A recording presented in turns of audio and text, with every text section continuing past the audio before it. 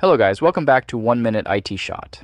In this video, I'll show you how to automatically generate subtitles in CapCut on PC with just one click. This is perfect for YouTube, TikTok, Instagram Reels, and Shorts. Let's get started. First, open CapCut on your PC and open your video project. Once your video is ready, click on the Text tab at the top. Now select Auto Captions. Click Generate and wait a few seconds while CapCut analyzes your video's audio. Once the process is complete, your subtitles will be added automatically to the timeline. Now you can customize your captions. Click on any subtitle to edit the text if needed. You can also change the font, style, size, color, and animation to match your video's theme.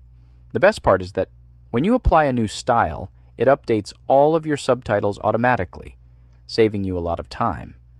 Before exporting your video, quickly review the captions to fix any words that may have been transcribed incorrectly.